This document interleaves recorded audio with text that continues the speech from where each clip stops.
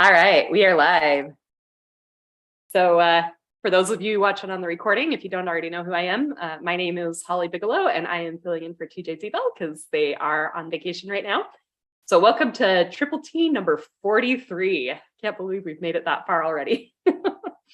And once again, I've got some stuff prepared, but I also welcome any feedback, anything. If anybody wants to go a different direction, that's totally fine. Obviously, for the second half of the hour, it will be all questions. So before we get started, any reports, anything happen fun anybody wants to talk about?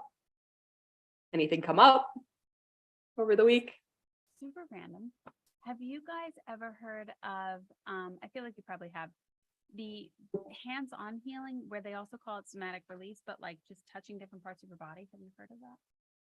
Oh, I haven't heard of somatic release. Have you, Francine? Or Yeah, I've heard of Reiki and pranic healing and all that, but Reiki, I thought, I could be wrong. It seems like it's slightly different than Reiki. I definitely need to do more research, but really powerful. cool. Yeah, I'd love to hear more. It does sound powerful because, as we know, somatic healing is that's what it's all about. Yeah, definitely. Awesome. I have heard, I've been looking for, I'm really into IFS, which is internal family systems. And I've seen that one of the ladies here in Melbourne or in Victoria, she does IFS and somatic stuff as well. So that'd be interesting. I did remember, I think that I was thinking, what's somatic? But yeah, because we store trauma in our bodies. So it's important to kind of get it out. So yeah, Absolutely. it catch my attention. So yeah, I'd like to know more about that. Yes, me too, definitely. You know, it's funny that actually even leads into the first thing I was going to talk about today. It's I just figure if something keeps coming up in your life, and I will say everything today is just the stuff that keeps coming up over and over again. So this is the stuff I'm supposed to learn, I know. So I'll just put that caveat. The first thing that actually came up is processing emotions versus storing them in our body. That has just been coming up over and over and over again. What are they on? Right? Actually, the thing that really triggered it for me, so I don't know how many of you have heard of TRE, trauma release exercises. Yeah. Chase Hughes, of course, put me on it. So for Francine, I'll just kind of do an overview, but there's this thing that they've discovered in nature that animals do that allows them, you know, as Chase Hughes likes to say, they don't take, you know, SSRIs, they don't take any kind of, you know, special mood enhancing drugs, and yet how many times have you seen a chronically depressed animal or an animal dealing with unusual anxiety? It's almost never. And one of the reasons for that is because when animals experience a fairly traumatic event, usually afterwards, they allow themselves to process that immediately. And it's this shaking of the body that's really cool. I don't know if you want to jump in and describe anything, Lenora, or? No, it's phenomenal. I'm going to circle back to the other part that I was mentioning earlier, but no, keep going. No, I'm ready. No, you're good. And feel free to, you know us, we always go after squirrels. So while I'm out here, Francine, if you don't know, I'm actually at TJ and Tina's place for the moment. And so I'm actually spending time with their dog. And last night we had a really intense thunderstorm. And you could tell the dog was just so scared because the lightning, I mean, it was pretty intense. But the interesting thing was he decided to come in and sleep with me at night. And then just before he went to bed, all of a sudden he started doing all of the trauma release exercises. And one of the reasons this really stood out to me is because Chase was talking about the fact that the only other animal that holds its anxiety in is often dogs, because they do what their owners do. And so they've learned you got to hide it, you've got to take it apart, or, you know, hold it in. And so I just thought it was, you know, clearly this dog is able to do it, which shows how, you know, emotionally healthy he is. And boy, is he emotionally healthy too, I will say.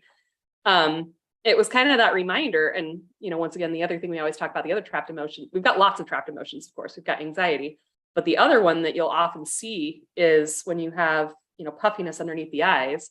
Now that could be more than one thing. It could be kidney problems, it could be adrenal problems, but very often it's uncried tears. And so a lot of us will have those. And so, animals, when they have an emotion, they allow it to vent immediately. They don't worry if anybody's judging them. Where we look around and say, oh, daddy said never cry in public or never cry at all. And so we hold it in, or you can't have that panic attack when you're in the meeting with your boss. So I'm going to hold it in.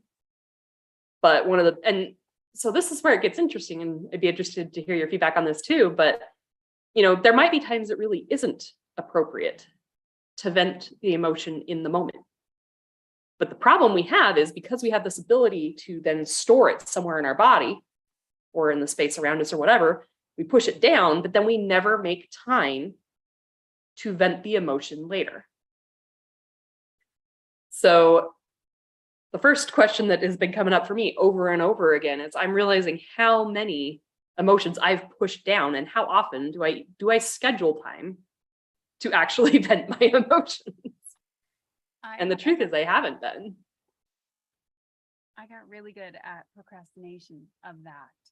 And I then started to flip it and say, whenever I can, go and deal with it. So TJ once mentioned, when it comes up, especially like if I'm in my house, when it comes up, I do my best to go somewhere and deal with it, because they'll hide and then they won't be as intense. And then they'll come up at a completely different time when you really can't deal with it. And then you have to go through that loop of it again, which is very frustrating. What I noticed so I started to do a meditation, and I just kind of felt very guided to like basically hug myself. And as that was happening, that's why I started to add the pieces together from, thanks Instagram, from sending you all these super helpful reels of that this is something that is actually happening. And I started to realize that's what it was. And it's doing what we do, like from that trance work, but you seem to be able to do it by yourself. And I'm sure there's probably a very technical, structured way of doing it, but the way that I was doing it obviously was very amateur. Really, really, very teary-eyed, but still you're okay. And it somehow magically tapers off. And then there was another thing that I read today, that your anxiety, you don't have to have an anxious thought to feel it in your body, because it's running on that open loop. And as I started to kind of weave this in together, I started to notice a lot of different things. So it was really, really, for me, it feels more worth exploring. Perfect. Thank you so much.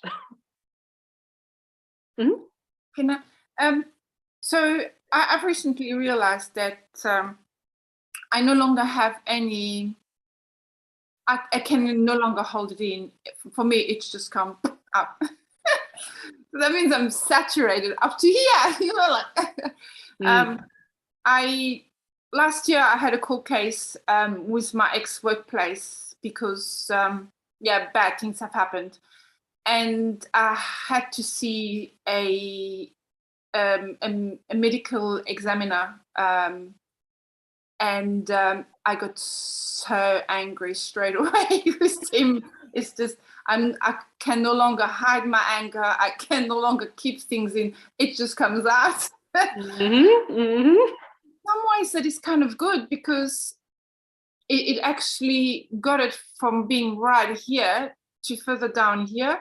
So yeah, it's important to express ourselves and not target the ones we love, because that makes us guilty and bad, but versus target the one who actually deserve it. like the insurance company and the case managers, etc. They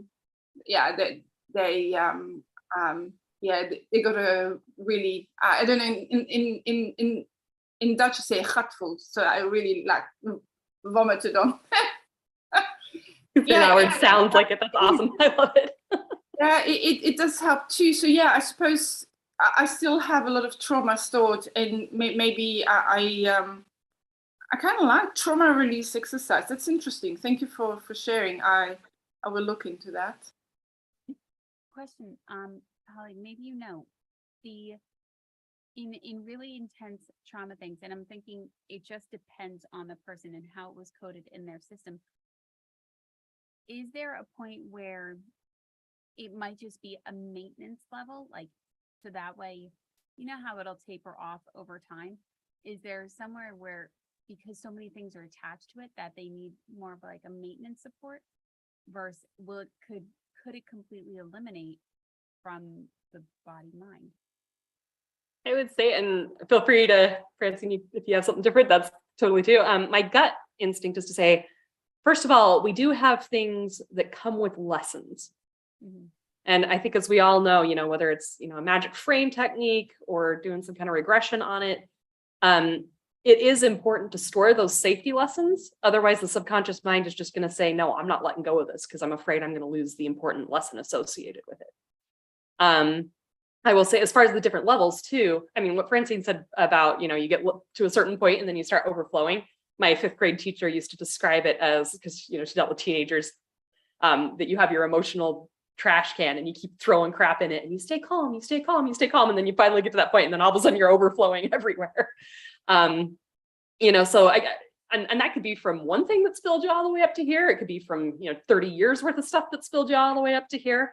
But if you're constantly, like on a daily basis with your trash can, if you're constantly taking it out and you're emptying it, I think that helps. But once again, if you can't get a hold of those lessons, you may try to empty out that trash can and it may be stuck on the inside until you're willing to get in there and do what it takes to scrape it. And you're on mute, FYI. I have a tendency to just keep like, and oh, you're good. I feel like it's interrupted already. Just, I know the wonderful things you say. I don't want to miss any of them. No, but that's actually a really great point. And maybe that's because I used to think, and Francine, like, especially when I first started learning from Dr. David Snyder, I used to think that it was just like once and done. And like, oh, this crazy pattern you've had now for a decade can be gone in 30 seconds or gone in 30 minutes, whatever it was. And it didn't. It took time to dismantle it because I had so many things connected to it. So that's where I was thinking from my personal experience and what other people might feel like, because it's like that pot boils and then you let it, you bring it back to simmer. Is there a way to actually, hopefully, and maybe they both exist. It's entirely possible. Yeah, go for it, Francine. Yes, I suppose it's the onion. It's layers. You know what I mean? So and also your old highs and now you're low. So so you get better at it, but also you change. It's great, and it's never ending. Perfect. Yes. I had it described. I love what you said about your old, your old highs or your new lows. Like, that's sometimes we don't realize all the progress we're making because we're with ourselves and we just remember where we were. I went back and read some of my journal entries they were part of a program I was doing, but from like 2016, I didn't even recognize myself. But you don't even realize you're making the progress in the moment. Another thing I've heard too. So there's a couple ways. So one is the layers. Definitely, it's, oh, I thought this was one issue, but really it's like 20 layers that have all connected to each other, and it's I'm following the chain as I slowly clear everything. The other thing that often happens is, as we go through our daily lives, we're getting exposed to stuff. And some of that stuff's going to help us grow, but some of it's also going to schmutz up our energy again. And if we're around the same people and we're having the same habits, we took something, we genuinely cleared it out yesterday. But because we fell right back into the same habits, kept hanging around the same people, started telling ourselves the same negative self-talk, we reinstall it again. So often you have to uninstall it. For a lot of people, it might be, now, once again, if it's something little, or if it's something that you don't have a habit with, or, and you've stored the safety lesson, it might just be gone. It's not impossible to do that. But yeah, for some people, you might have to uninstall it. You uninstalled it this time, next time it will be easier to uninstall. And then when they reinstall it again, next time it will be easier. And then as you're doing it, you're also learning to keep your eye out for it. so that next time you reinstall it, you're instantly going to realize, oh, it's back again. That's So an amazing point. you're on mute, Francie. It's also important to shift through your friendship groups to make sure that you know that some of the people are probably toxic, even if you don't realize it or don't know it yet, because that will make a big difference. I shifted one person out of my life gently because I do love her. It was very hard, but yeah, it's so worth it. It's so they don't manage to sabotage all the work you've done. And yeah, it's important to, I suppose someone was saying, if you want to be successful, you need to surround yourself with successful people, because they don't discuss gossip or say, what can we do? How can we get this done? And, you know, ideas flying around, and it just opens your mind just like that. And Absolutely. yes, from being like this for years, well, being like this and then open to there, I thought, wow, that's amazing. And now it's a little bit more, and I'm like, oh, yeah. So it makes such a big difference. And it's just one person sometimes. And someone we love, so we don't think that it could be them. So yeah, Absolutely. it's interesting how life goes. One of the things I love about this group is how many times, I don't know if you ever get this, you know, like in church, you're like, amen, hallelujah.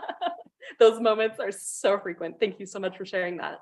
They really are quite freaking in this group. I would completely agree with that.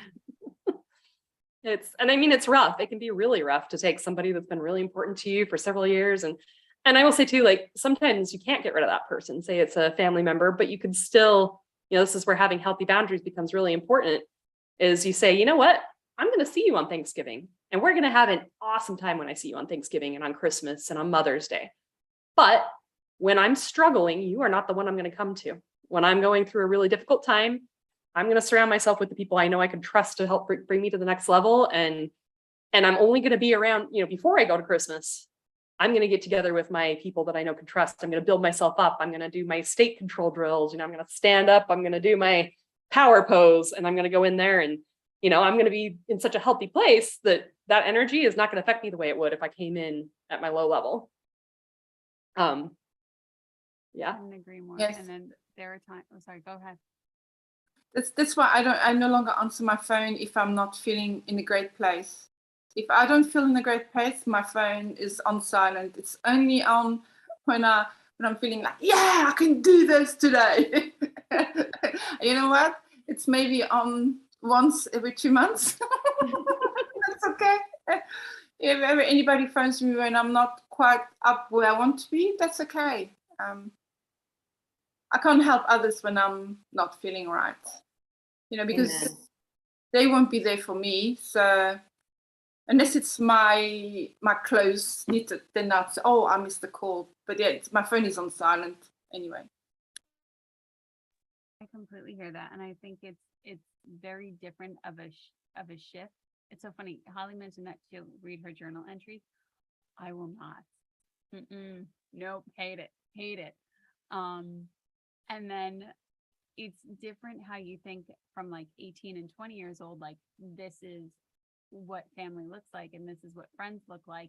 And then when you hit a different age bracket and another different age bracket, you're like, okay, this is now I understand what they were saying when I was younger about family and friends, and now things make a bit more sense. So it's wild how it shifts. Wild. So true. So with this concept too, another thing that I'll just throw out there, and feel free to keep talking about anything, I'm loving everything. But when it comes to expressing emotions and allowing ourselves to feel emotions, because one of the reasons this came up too is I got in a discussion with a group of people about, is it ever good to dissociate? Which is something to kind of think about, but also positive emotions. And once again, there may be places it's a little bit more appropriate than others, but looking back on my life, there is a huge side of myself that I never allowed myself to have fun. I never allowed my, you know, and they talk about the person in karaoke who goes up and they have a terrible voice, but they have the time of their lives and everybody in the whole room just loves it, you know, like I didn't dare allow myself to be that person. And then, you know, I got around people that let me kind of experiment and be that person. And it was so much fun. And I wasn't allowing myself to even live. Honestly, I'd shut down. You know, we're trained in public. Don't show the negative emotions, don't show the positive emotions, just don't show emotions at all. Don't stand out, keep your head down. Don't be you. And so I don't know if anybody wants to chime in and say anything that's coming up or. No, I completely agree with that. And it was so funny because when I was younger, I used to go to a summer camp in the summer, and I was a completely different person in that environment than I was when I was at school, where you would keep your head down and you were, you know, trying just to get by in middle school and high school, like please, you know. And then when I would go to summer camp, it was a completely different game, and you're totally right about that. And it's very unfortunate that is what is taught. Mm-hmm. What I also think is that, you know, there's certain people where you don't want to express everything, so you have to kind of be mindful. When I used to go out on the girls' night with my friends, I was so totally myself. However, that was more like in my 40s. I'm hitting close to 60. However, when I was 30, I wouldn't know what to say or how to behave or what to do with myself. I always felt out of place. So, and I don't think I ever felt comfortable expressing myself. It's only when I turned into my 40s that I started having like a decent friendship group where I could be myself. I met my husband in my 30s, so he was the one who unpeeled all these layers of walls and that went up. Yeah, it's important to be choosy on the way you want to let yourself open and not. Yeah, I mean, especially happy ones. I have no problem telling everyone, I have this and I have that and I struggle with this and what I struggle with that. However, I'm not too comfortable just to blast to anyone, I did this, I'm so proud of myself. I kind of like to hold that closer to me, to the one who deserve it, if that makes sense. That makes a lot of sense. Absolutely. That makes a ton of sense to protect it. Absolutely. The way I kind of say it is, and this goes for your vulnerabilities and your wins. There are some things I'll share with anybody, obviously, and depending on, you know, where we're at and the purpose and everything. But I've said that there are some people that get to be a part of my life, but there are only a handful of people that have earned the right to be a part of my journey. And so it's like in those critical moments where I need somebody to be, you know, when I want to share something awesome that happened to me, I don't want them to compete with me. I don't want them to try to tear me down. You know, I need somebody who's going to be genuinely happy for me. And if I'm in a place where I'm really vulnerable and really struggling, you know, I don't need the people that are going to be so happy that I'm down because they can, you know, feel better than me and superior to me. Or somebody who's just not even going to listen to what's going on in my life because they want to talk about their own problems. You know, that's also the place where I need somebody that I can trust that's going to, you know, be supportive. I completely agree. Especially to know who is going to look at it as a problem to solve with you versus who's going to look at it as your problem and make you feel worse about it. Absolutely. Love the way you said that. Mm-hmm. But also, if you have some great news to share when you really manage something like a breakthrough, or there's very few people you can share that with. I know I can share this in the group or with Fran and her and that group too, which is again David Snyder group, or with my close family I can share. However, there's very few friends. I have a couple where I can share things with, but otherwise I wouldn't share it with anyone else because you can see the look. It's like jealousy or then they're not really happy for you. And I found that's disturbing. So I rather not tell. I rather keep it to myself. Right.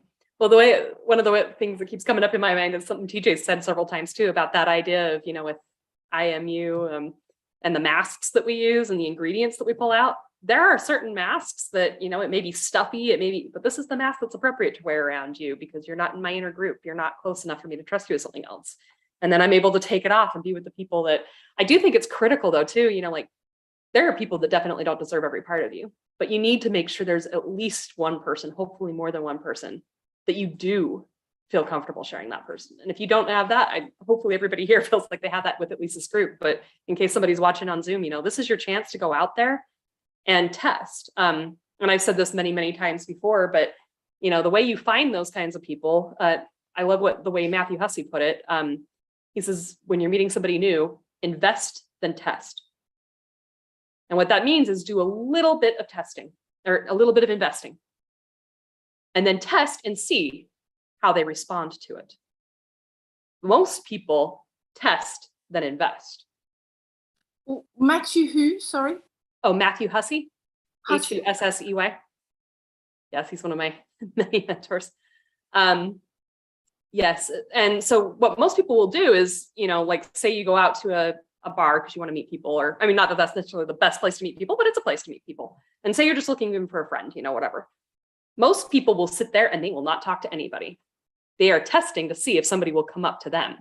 And then, there might be some anxiety going on about that. So the first investment that you make is you just maybe are nice to somebody. You say hi to somebody. You make their day a little bit better. It costs you almost nothing. And even if they respond wrong to it, you feel better, they feel better, everybody's day is better. And then you respond and you say that person yells at you and says, how dare you interrupt me? Okay, I now know who you are. You're not the person that's going to be in my inner circle. But if you respond well and you're very warm and friendly back, maybe the next level of investment is I might invite you to come to coffee with me, or maybe we can meet up for dinner or go to the library, whatever the case may be together. And then I'll see, do you show up on time? Do you respect my time? Do you communicate with me? There's a bunch of things I'm learning about you. And once again, even if they don't go well, it's not like my life is going to be over. And I'll find, like in the early days, if I'm meeting you at, for dinner and you don't show up for an hour, I don't have to sit around for an hour waiting for you to come around. I can order my dinner. And if you show up a little bit late, I'll be like, I hope you don't mind. I was getting hungry. I ordered my food. And if they mind, that's a red flag. You now know more about them. And if they say, oh no, I'm so sorry. I had a flat tire and my phone was dead and I wasn't able to tell you, I'm so glad you started without me. Now you know that side of who they are. So, there's, as adults, we don't reach out. We don't extend our circle very often. Most of us. So this group maybe, but yes, Lenora. I love your examples. Absolutely love your examples. And I would really agree with that because I feel like at this point, the friends that you had at some point along the line, it's almost like a marathon, who outlasted the other ones. And I don't know how many really super close people that you have. I can sincerely tell you, I have one very close girlfriend and I've known her since I was 22. So that's over a decade. And she and I have made sure to keep contributing and putting in that effort to that friendship because friendships really are hard to keep. And it's not what I thought when I was younger. I'm like, oh, I have friends that nope. Wrong number. So true. Another thing Matthew has, I seem to be going a lot of Matthew Hussey stuff today. Another thing he likes to say though too is you can never make old friends. You can always make new friends and you can, last until they become old friends, but you can't just make old friends. So now if somebody's toxic in your life, letting them go is always the right decision. But at what level you let them go? Do you just say, we're not going to spend a lot of quality time together, but we'll still meet up once a year? Or is this somebody that genuinely, we're not even going to do that? But, always consider, because long-term relationships, quite frankly, they get harder and harder as time goes by. But at the same time, they're more and more worth fighting for. Because if they do survive, like you've got all that history together, you've gone through, who each other, who you are. And when you can rely on each other, your weaknesses and your strengths, if you can rely on that person, if they're going to violate your trust. So yeah, when you have them, be grateful for them. Yeah, I have school friends from high school, and yeah, some are very close, and even the distance, it doesn't matter how far you are from each other, you still communicate even after so many years, and see them when I go to Europe. And then I have still uni friends as well, but uni was in Australia, so that's not so hard. But yeah, I don't have many, but I have a few. You know, something else, what you said about not many, but a few, honestly, something I've discovered, I used to be, you know, I had a few really close friends growing up and then not much outside that. But as I've grown up and, you know, read books on the subject, if you've ever read Queen Bees and Wannabes, there's a movie called Mean Girls that's based on this book. So what this lady did is she went into high schools, and we're going to get very female oriented on this, but I'm sure something similar exists with men too, just not in the same dynamics. But yeah, she went through the different roles people play in social groups. And I mean, so the queen bee, of course, is the one that's at the top, and then they've got the banker, and they've got, I can't remember all the positions, but like the banker knows all of the gossip on everybody. So if anybody ever tries to go away from the group, they can destroy their life. And, you know, it's like just the toxicity of these social groups that I had no idea. You know, I was so jealous. They've got these big friend groups and I'm not a part of it, and I'm so jealous. And look at that. I'm like, that wasn't, I'm sure there are exceptions, because she did say sometimes you get a queen bee that's actually genuinely nice, but it's the exception, not the rule. And so, and then of course you get situations where two want to be the queen and then they have a fight, just like that's why she's calling them queen bees, because, and then usually, you know, they either split into two different groups, or one takes over the group and the other one's kicked out, or but it's just, that's not what a friend group is. Like, I may not have a lot of friends. I mean, I have a lot more now than I did back then, but when I have a friend, like the quality of my friends, I wouldn't trade that for anything. One good friend is worth 1,000 bad friends. So, couldn't agree more. Thank you. Any feedback, anybody, any insights, ahas? You said the book was called Queen Bee and Wannabes. Queen Bees and Wannabes. Mm-hmm. Okay, I'll look it up. I can't remember who the author is off the top of my head, but I'm sure it will. Okay, I'll find it. I'm not. And if you forget, just look for the book that Mean Girls was based on. I actually read the book before I ever heard of the movie. I'm probably one of the few that did it that way. And then at the end it says, oh, look, they made a movie based on this book. Okay, I guess I have to see that now. So another thing too, because you've got your friends, but then you've also got, if you go out, say, to a bar with your friends and you're hanging out and there are other people at the bar.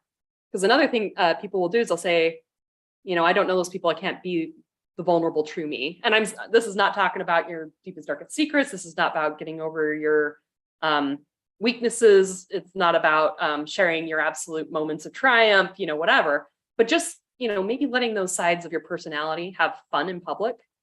One of the things that I've discovered, because I was always the person that was afraid to have fun, you know, it just wasn't dignified, it wasn't whatever. And when I started actually going out and having fun, I discovered it was actually a kind of double-edged sword. Because on the one hand, it is true, I had people making fun of me. And I had people saying, oh, she's so fake, she's so whatever. But you know what? Because I was with the right people, it didn't hurt me. Because I also got just as many comments of, it's so much fun to be around you because you're not afraid to be yourself. You're so genuine. You're so everything. And so it was kind of interesting because, you know, like you want to have that story. Oh, nothing bad happened. It was all sunshine and roses. But the other thing that I noticed as I really started paying attention is every single person who was tearing me down, I genuinely believe it was coming from a place of, like, I don't think they even realized it, but I think a lot of it came from a place of jealousy of, I can't open up and be this person, so I have to tear you down because I need that excuse of, this is not okay, this is not ladylike behavior, you know, whatever it may be. And I will also say too, like, one of the things I've learned is, as I paid more attention, because then I started to experiment, pulling back, going out, being outgoing, whatever, no matter what you do, somebody is not going to like it. It is literally impossible to go through this world and have somebody not judging you. So I would much rather have the people who have nasty attitudes judging me and not wanting to be a part of my life than have the wonderful people that I have met in my life not wanting to be a part of my life. And they'll judge in a nicer way. So I think maybe that's one of the reasons why we try to appease the nasty people rather than the nice people, because they're going to love us either way. But I would much rather be having fun with them and have them want to be in my life. Mm-hmm. Totally. There was a quote that actually came up. When you get loads of rejections, you stop fearing it. That makes you unstoppable. So like they can say whatever. Fine, you're saying it anyway. Might as well keep going. So true. Is that the 101 Days of Rejection, or is that a? Oh, I don't know. I found it along Instagram. Awesome. Yeah, it was a good one. I really like Yes, that. I also heard that someone said that I accept criticism from people I don't respect. Yes. I found that was for me a big one. Absolutely. Yeah. I will also say, I have a very strange sense of humor. People seem to laugh a lot around me. I don't know. I don't get it. Strange sense of humor is always the best, honestly. I don't know what I'm doing. People laugh and they say, "Oh, it's the way you say this," and I don't get it. But yeah, sometimes I know what I'm doing, but most of the time I have no idea. For me, Francine, I think it's your delivery. Again? I think it's your delivery, and then when you laugh along, and that's what I find the most endearing. I love it. Yes. Well, some people love me, and some people hate me, and that's okay. I hate people too. I love a lot of people, but I hate them too. So I said, well, it's maybe a strong word. But yeah. Strongly dislike. It's one of those, yeah. It to me, it depends on what people mean by the word hate. It's like, I think it's totally like, there are some things that you should hate. Like if you don't hate murder, I have real problems with wondering what's wrong with you. I always get a little bit sensitive about that one because I used to be a substitute school teacher.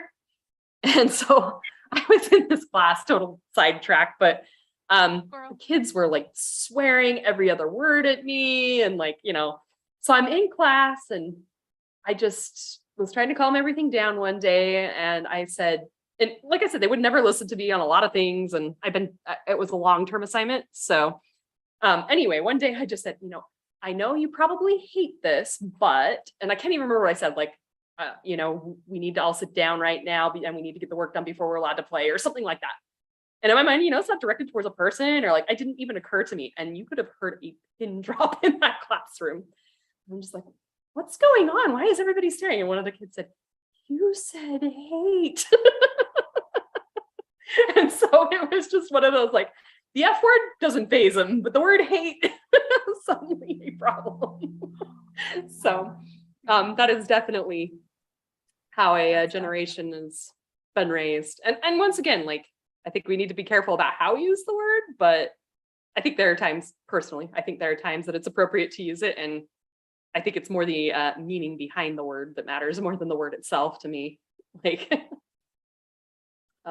Just my side note. No, I would agree with that because there are times where you're like, I hate doing this. Like if you were going to clean the tub or something like that, if you had to do a chore versus the different context. For me, I found that hate or even swear words doesn't have the same meaning like I would say it in French. I would not swear in French, but in English, I can. I have no problem swearing. And if someone just tempts me, my son has a friend's close. Well, yeah, he used to be reasonably very close in those days. They're adults now, so they're no longer children. And he was quite, his mouth was filthy. And then when he used to see me, he used to say, yeah, and F this and F that. And I would, on the same kind of, I would swear with him. And you should see people. Yeah. And then as soon as he left, I used to talk back to the normal level. And one of the women said, wow, for a moment, you had like a trash can as a mouth. And I said, I turned around and said, fuck you. I have no problem. It doesn't, I don't know, I think there's no trauma attached to it, because as with children, we have trauma attached to swear words. This is in English, I don't have that. And I'm quite glad I don't have it. That makes sense. So much easier. Part of the reason I'm laughing so hard is because now I don't speak much French at all, but I did take French in junior high school. And they had us, memorizing poems and all this other stuff. And I found out that after I'd performed a bunch of stuff, that apparently whatever I had to memorize was like every other word was a swear word. And I had no clue because, it was just sounds at the time. I knew the general gist of what I'd memorized, but I had no idea it was swearing all the way through. That is really interesting. That's I funny. read about people who can speak 2 languages, which is absolutely amazing. One day. But you actually, in English, I think you have to think about which words so you can choose them more specifically. Also, whereas in French, that's more your native language, so it flows right from you. Yeah, but I like the point that you pointed out about having a bad childhood memory attached to it, like get your mouth washed out with soap or something. As once again, one of those many things as children, don't do. I think we get more don't do's than do do's when we're kids. That sounded really funny, but What is really nice in Australia is that a lot of people swear. They swear a lot. So you don't feel out of place at all if you swear. Versus if you live in the UK, it's really frowned upon. They're like, Interesting. I did not know that. When we travel abroad, we'll have to be careful of our mouths. I suppose some people in the UK can swear as well, but I don't think they swear as much as the Australians. It's like just when my son sees his friends, it's just swear words coming out. It's just normal. Yeah, it's different. Funny how the same words can mean such different things, especially in different cultures, or even family to family, honestly, too. So we talked about something that kind of moves into this next. And if you want to stop me and talk about anything, just feel free to jump in. So one of the other things that that keeps coming up for me, so I don't know how many of you have heard of Guy Winch and emotional first aid is a topic that he talks a lot about. And he talks about, well, first of all, he compared, because as we all know, I'm assuming in this group, the study that said that if you get a physical injury like rejection and you get a physical injury like headache or broken arm, whatever, that it's the same, it's activating the same areas of the brain. And also to the point that if you take an over-the-counter like Tylenol or acetaminophen, whatever it is that you take, it can actually decrease the pain of rejection. And he talks about how we focus so much on our physical health and we have the physical ways that we take care of it, but we aren't as good with our emotional hygiene, taking care of our hygiene or our emotional health. And one of the things he talks about that really stuck in my mind is he just said, with the physical health, let's say you went out and you got a cut. What would you do? Well, most people, they clean it up, maybe put a little bit of antiseptic ointment on it. They put a Band-Aid on it. And he says, but the equivalent is, let's say you have a failure or a rejection in your life. Most people, their response would be kind of the equivalent of taking out a knife and going into that cut and cutting it deeper, which is a very stark image, but he's kind of right. It really sticks in my head, I'm not gonna lie. So as he was talking about, the common psychological injuries that we deal with on a day-to-day basis that we really should be taking care of the proper way, and there's a proper way and then a way that makes it worse. He lists our failure, rejection, guilt, loneliness, brooding and rumination, loss and trauma, and bouts of low self-esteem. And he gets into some of these in more detail than others. one of the things to kind of throw out here, I can't remember which of my mentors said it, but I remember somebody saying, think about your last month. And just for a minute, count how many times were you rejected last month. Also, count how many times did I fail last month. That number is directly correlated to how many risks you took and how much success you had. It's something we rarely think about, but like most of the people who have success, we think of these people who are, billionaires, whatever. I think they said the average entrepreneur isn't successful until they get to their third company, because they need to have those first failures, and sometimes major failures, to learn what it takes to have a successful company. If somebody said, hey, I will give you $10 million if you can roll a 6-sided die, if you can roll the number 6 times in a row. How many times would you try rolling that die? When it came up with a 3, would you say, oh, okay, never mind, I'm done? Or would you just say, no, that's what happens with the die. I know if I keep rolling, eventually I'm going to get 6 6s in a row, Okay, I got a 3. No big deal, I'll roll again. Okay, now I got a 2. Okay, oh, I got a 6. Oh, I got a second 6 in a row. Oh, now I got a 3. Well, like it's $10 million, or whatever I said, $12 million, whatever. I promise the amount of time it takes you to roll 6 6s in a row is going to be a pretty high hourly rate when you think about it. So, obviously, first step is just kind of reframing failure and rejection. Is there's no such thing as failure, only feedback, as we've said before.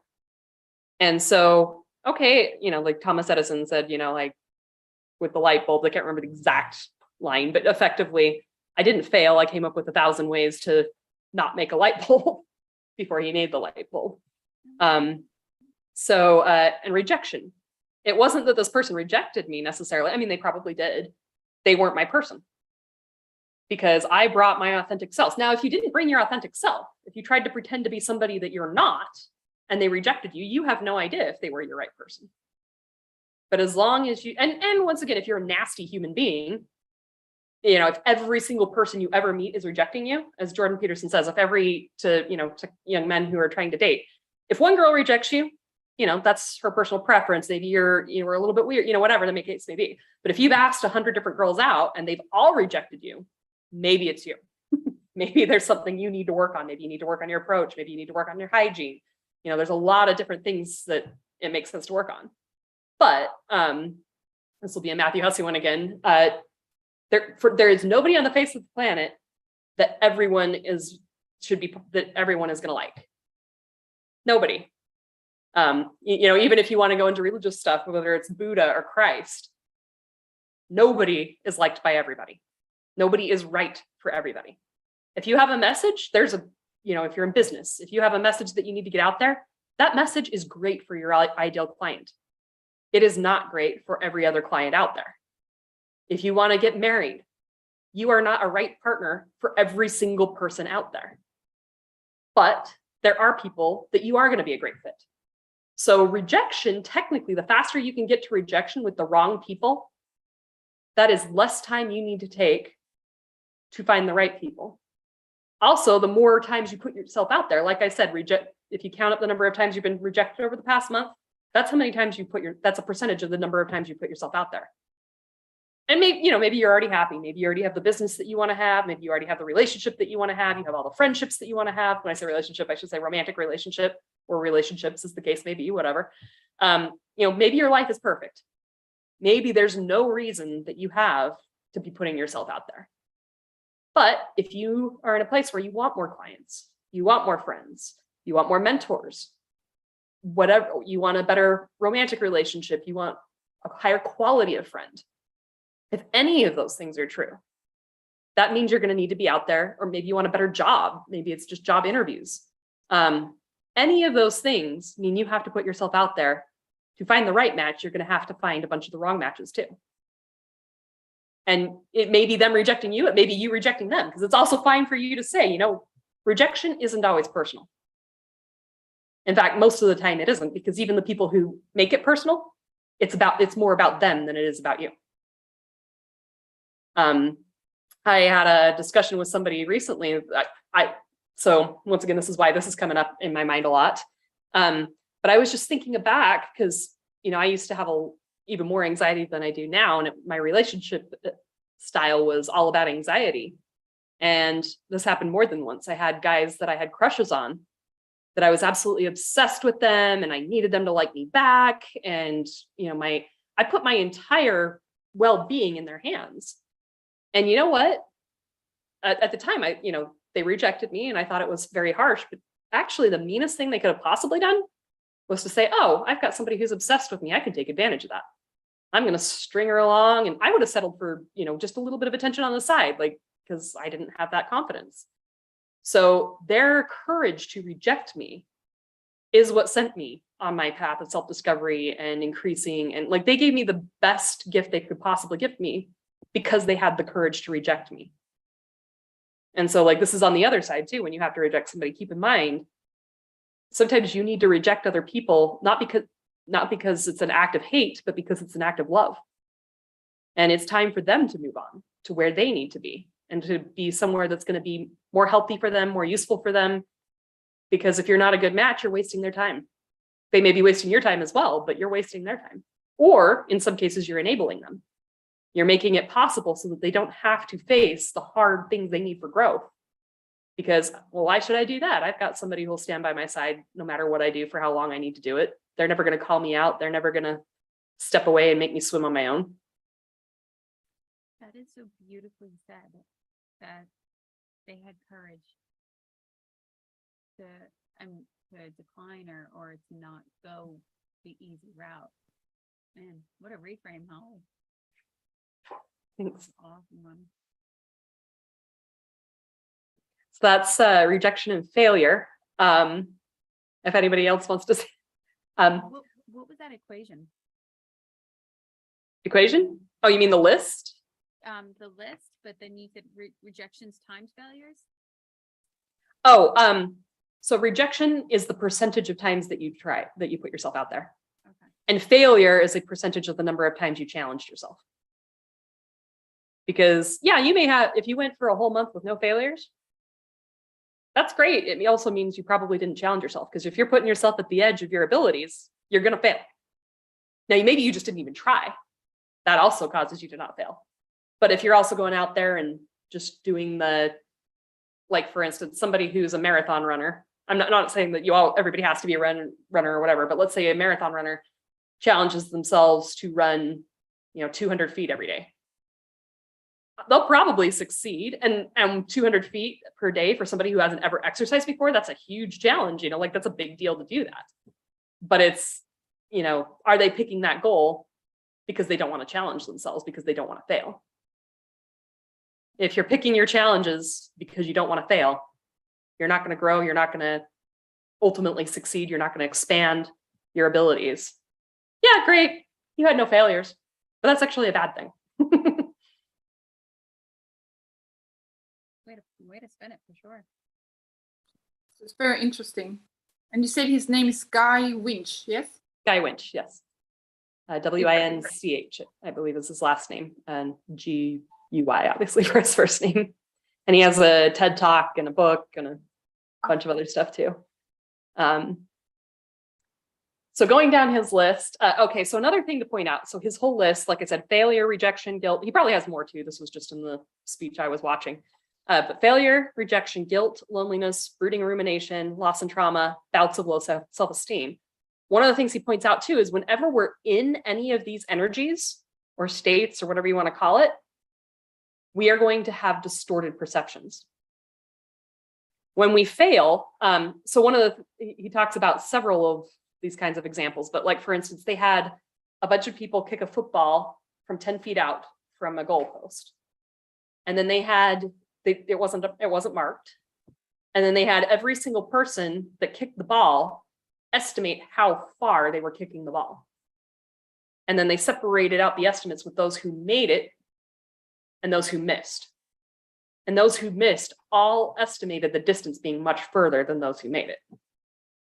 On average, of course. I'm sure there were some exceptions, but so when we see failure, the size of the task, the difficulty of the task, if we don't get back up there and try again, it's just going to feel impossible. The reason I failed is because it's impossible, not because I didn't try enough times or whatever the case may be. When we're in failure, we also have distorted feelings about ourselves. So I'm not good enough, whatever the case may be.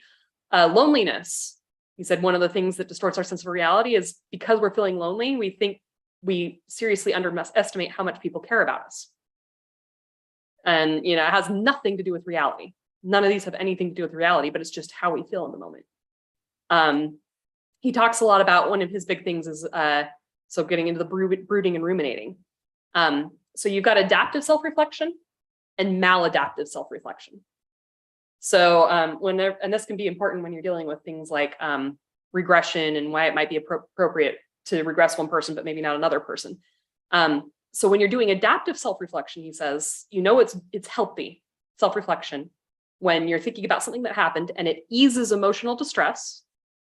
It lowers the emotional potency of distress. It gives you new insights, fresh perspective, and learning. It clarifies present or future action, and it helps you move on. However, if your self-reflection is maladaptive, it's going to increase emotional distress. It's going to increase your urge to ruminate even more.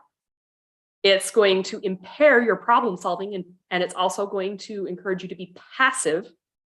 It's going to lead to depression, potential alcohol abuse, potential eating disorders, and it's going to increase your risk of cardiovascular disease. And so what he said as kind of a summary, he also said, I really like this, when you're doing maladaptive self-reflection, you're going to be stewing instead of doing. So you're just constantly thinking about. So when we're clearing our traumas, are we doing it in a way that we're getting more perspective, we're learning, and it's helping us to take action, bottom line, to move forward? Or have we gotten to the point where we're thinking about it too much to the point that we're not taking action? And one of the things he talks about is they did a study with people who were diagnosed with breast cancer. And they just divided the women into women who tend to ruminate and women who tend not to ruminate. The women who ruminate took 2 months longer on average to go see a doctor. They were spending so much time, talking to all their friends, talking about, like, I'm scared of this, what should I do? And they were, that paralysis, paralysis by, I can't think of the phrase. I want to say analysis paralysis. Yes, thank you. Paralysis by analysis. That is exactly what it is. Over here, I'm like, is that Schoolhouse Rock?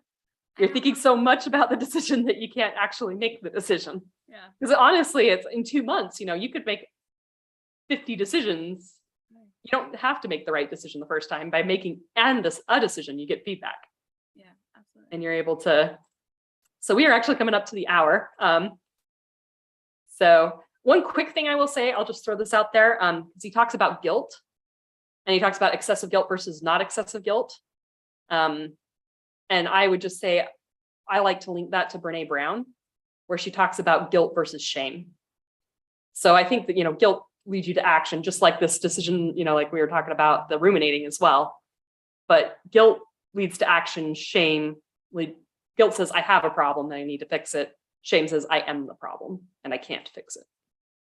So I won't get into that any more deeply than that now that we're at the hour, but just wanted to throw that tie in. Shame says, I have a problem. Guilt says, I have a problem, so I need to take action to change it. Shame says, I am a problem and I can't change it, but I need to beat myself up for it, or I need to hide it. And that beating yourself up, by the way, they call that the Dobby effect. That's a psychological term for it from Harry Potter. There's a term for it? Yeah, because if you remember Dobby from Harry Potter, how he's always beating himself up because So you were talking about maladaptive self-reflection. Mm-hmm. And that's what I used to do. I didn't know until you spoke about it today. So thank you. I'm going to look into that. I will say, like I said, the reason this all came up is because I needed to hear it. I do a ton of it myself. I do it both. I do both, but even just recognizing it, I think it's step one. Who is that? Well, yes, I all did. that was Guy Winch. Sorry. Okay. All that was. Okay. Sorry, Francine. No worries. Go ahead. You can say what you're gonna say. I was saying something. I'm sorry. Go say it. I don't know you. Yes, and then tell me more about the Dobby effect. Oh, So yes. that's when you beat yourself up, is it? Yes, it's where, let's see what were my exact notes. It's when excessive guilt leads to excessive self-punishment. And so, or basically guilt leads to self-punishment, because honestly, self-punishment doesn't do anything for the guilt. And that's one that I've definitely had to learn over the years. Because I think there was some part of me that was like, I screwed up. If I beat myself up enough and show my penitence, it's gonna make the problem better. It's gonna, apologize for the problem. And quite frankly, nobody that I hurt was helped by the fact that I was beating myself up. Like, it took me years to realize that. It didn't make the problem better. And the people who are healthy people felt bad that I was beating myself up. And the people who are unhealthy people, I mean, they probably were happy about it, but it didn't make the problem better. Question. What is that when,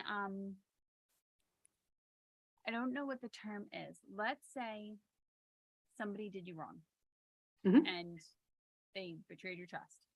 And then they come back and they say, you're sorry. And you're like, yeah, it's fine. Even though it's not, but you weren't going to forgive them until they came basically like crawling back. What is that called other than narcissism? There is a term for it. I can't remember. Do you know, Francine? Okay. I'm not sure. Okay.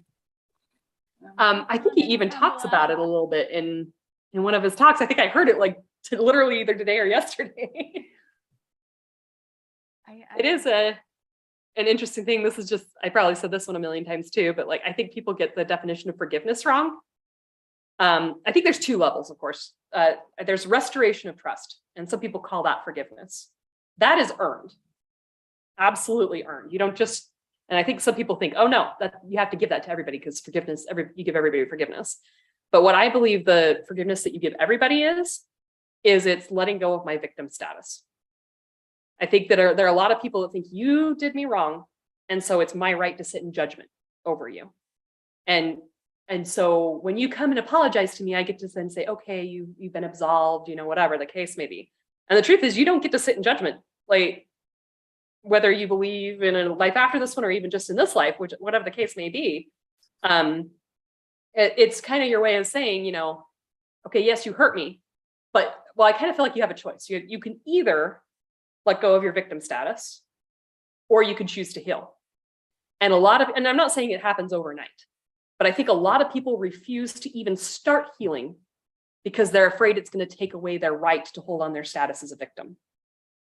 And I think that this can be doubly difficult when you weren't the victim directly.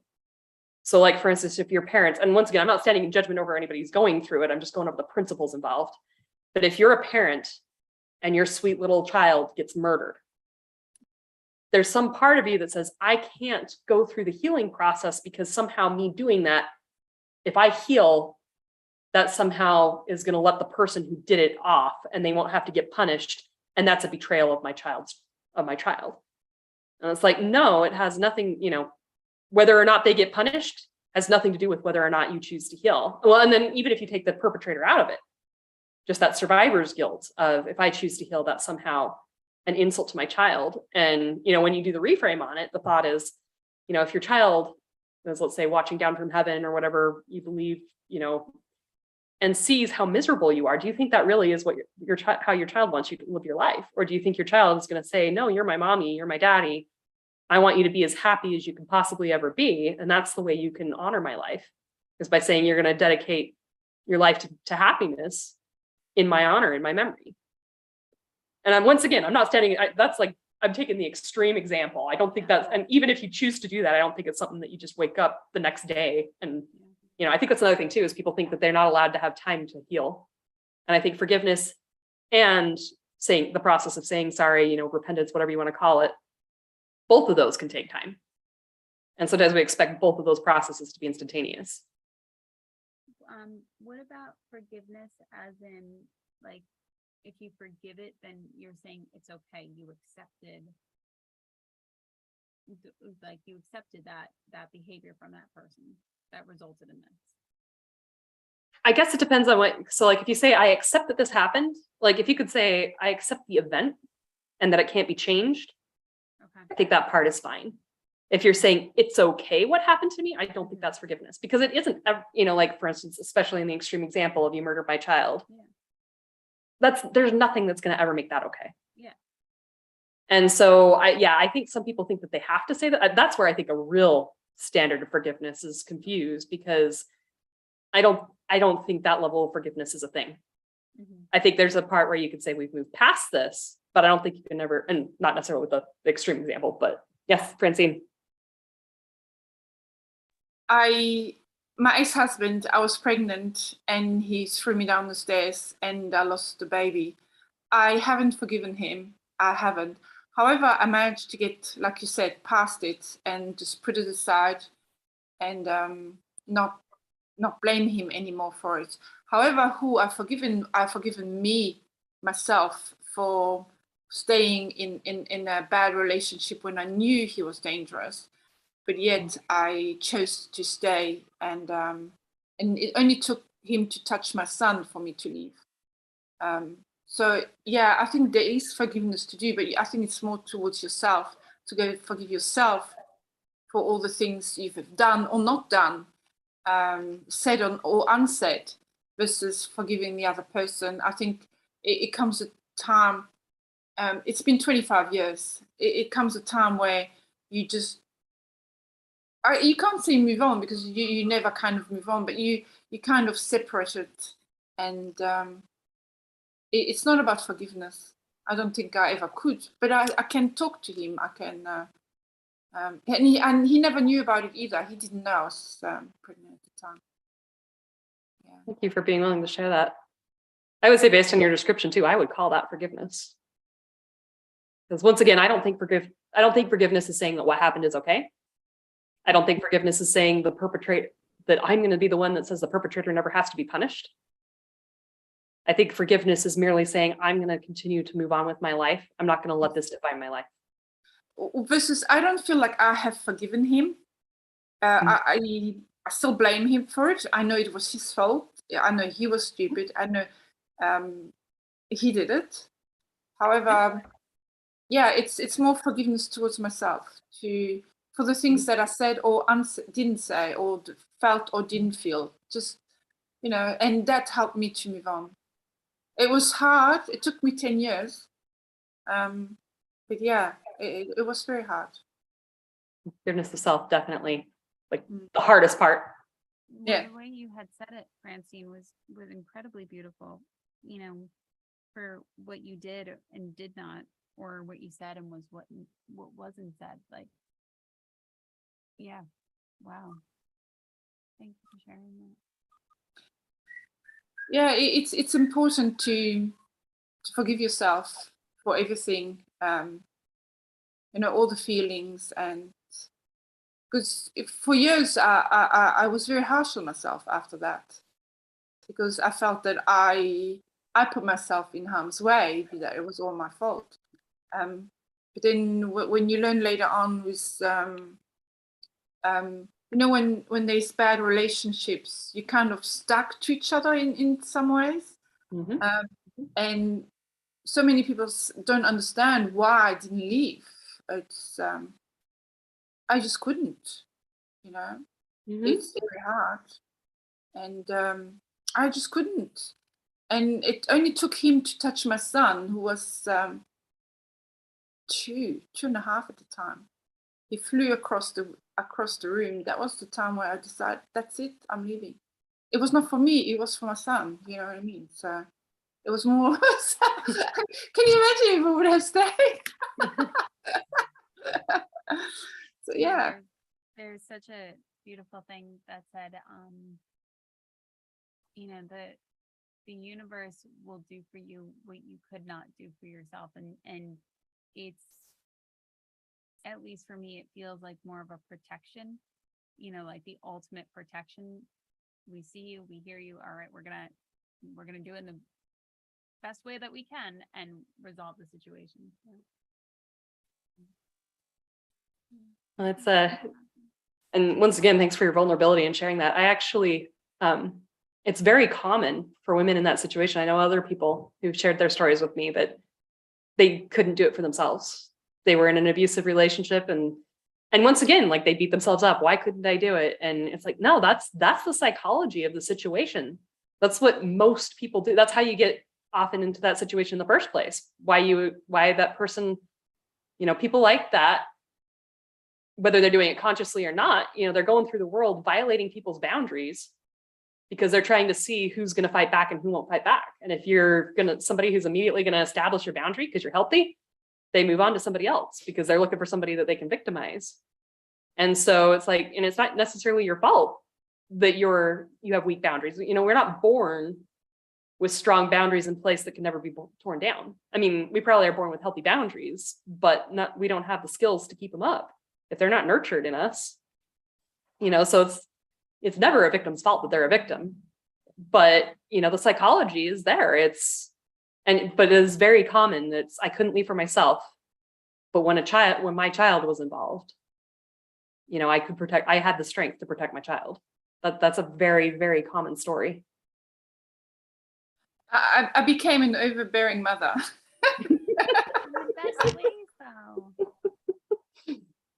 I think that part's very, because if you've been victimized yourself, the world is going to feel, that kind of gets back to what we were talking about too, about when you're in any of these areas, that sense that you do not see the world through a clear lens. I mean, and let's be honest, none of us ever see the world through a clear lens. But yeah, the danger out there, it's going to be distorted. Yeah. When teacher used to call me and say there was something wrong with my children, they used to hit a wall. Bang. Yes, I would believe my children first.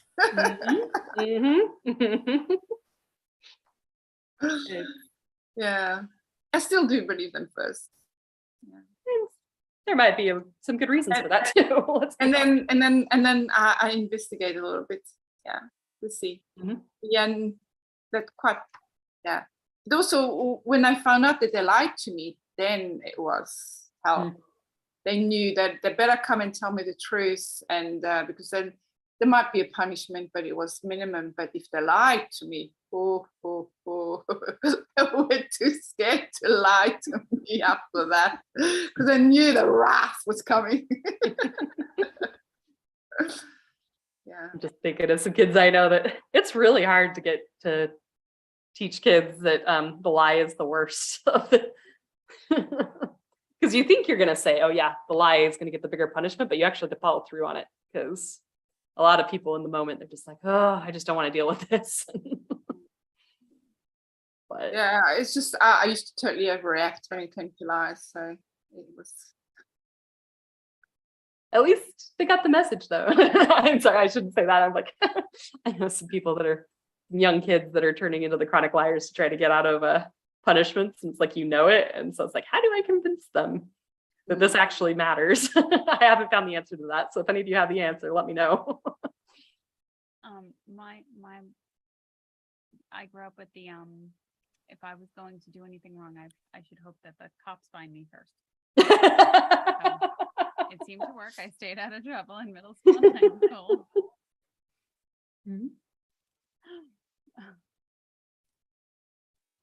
Does anybody have any, like I said, we're in the second hour, so does anybody have anything they want to bring up, talk about? So you have mentioned the daily, almost like a daily thing to take care of some of these heavy emotions. Kind of like emotional first aid, but like on a daily basis. I think that's what I thought you were going for. Yeah. Do you and I love if I had the thought process to add this to my evening. In like doing a gray room before you go to sleep. Yep. Or is that something? Yeah, that was my first go-to for that, would be the gray room. You could also throw in, emotional trauma release, or I just say the big thing with gray room is if you notice any, and we won't go over the gray room technique for anybody who's listening, I'm sure you can find it other places. But it's just a hypnotic technique. There are other ones that can do. But the big thing I would say is if the ab reactions are coming up, make sure to let them come out. Make sure to let them. And, a lot of people are afraid to let them come out because they're afraid they'll just go on and never end. But that's never the case. If you give them their space, and who knows how long it will be. But once they've processed and once the lessons have had a chance to integrate, you'll be fine. But if you're just doing the gray room and not letting the emotions come out, it may not be quite as effective. That is an amazing point. I've never had anyone who had what did you call it again? An ab reaction. An ab reaction? No, I've never dealt. Oh, actually, yeah. Actually, I'm lying. Yeah. I was gonna say I find it hard to believe, but I don't remember. But then, yeah, I have one lady. Every time she comes, she's got an ab reaction. Yes. For those who are watching, if you don't know what an ab reaction is, it's and it can be in hypnosis, but it can be outside of hypnosis as well. It's basically anytime somebody is, I'm going to call it processing emotions. So it could be somebody laughing out of nowhere. It could be somebody crying uncontrollably for a bit. It could be somebody having Tourette's syndrome. It could be having a hot flash. It could be having shivering, somebody screaming at the top of their lungs. And I mean, like I said, we see a lot of these in hypnosis and we recognize them because it's actually in hypnosis. And a lot of hypnotists are trained to, put the genie back in the bottle when that comes out. But of course, in those of us who've been trained by David Snyder, by TJ, we know when we see an ab reaction, that means we're actually getting really powerful change. And so we kind of start salivating and go more towards it. But I've discovered as I've looked more for the ab reactions. Oh, just a sec. I'll let you talk for a second because Fran's in the other room. Do you want to say anything or? Yes. Yeah. I'll get her into the room. When I did the hypnosis course here in Melbourne with Rick Collingwood, we were actually taught to stop the ab reaction and to say, you're coming back to the room safely and whatever. The scene, if I remember, it's the scene fades and you attend to your breathing and stuff like that, and then you just get them back. However, if you really think about ab reactions, it's somehow just laughing. When I meant I haven't had ab reaction, I mean like bad ones where people go crazy or I never had that kind of ab reaction. I only had like laughing or profusely sweating or profusely sweating. Hi, Fran. Really good description. I will say too, even if it's not like major, and even if it's like something a little bit more pleasant, like laughing, you're still getting it out. That's all that matters. As long as you're just allowing it to come out, that's the most important thing. Yes, you just need to give it space, really, if you think about it. Yeah. I don't know Talking why. about ab reactions, Fran, in case you're wondering. I don't understand why they just put it back in the box, because it's actually not helping the other person.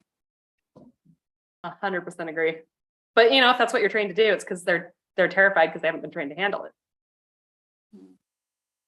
So, and once again, the more I look, the more I realize that, often, so this is kind of another one of those, like, Chase talks about seeing people as reasons rather than, like what's going on. But, if you've got somebody who's on the edge of hysteria, they're basically in a form of trance. And that might be when you have somebody who comes into the office and they fly off the handle and scream at you or start crying at the tiniest little comment.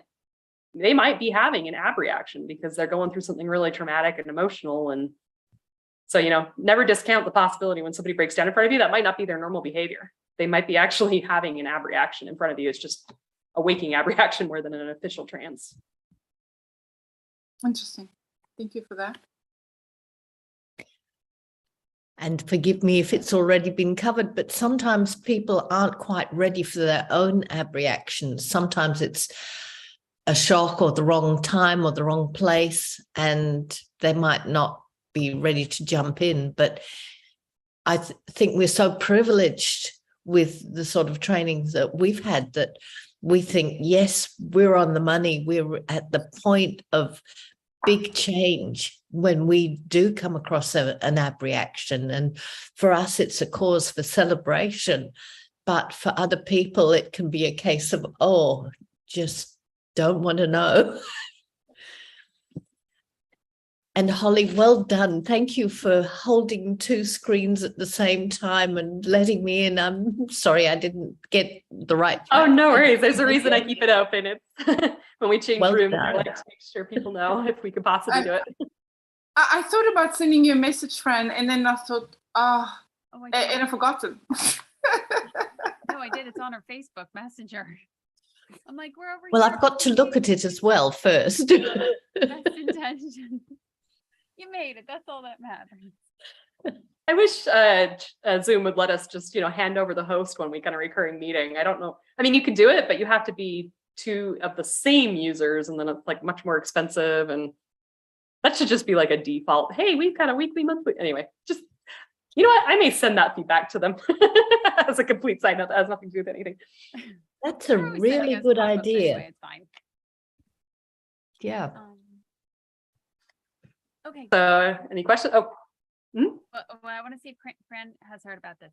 Hands-on healing, where you're literally putting hands on different parts of your body that are resulting in emotional response.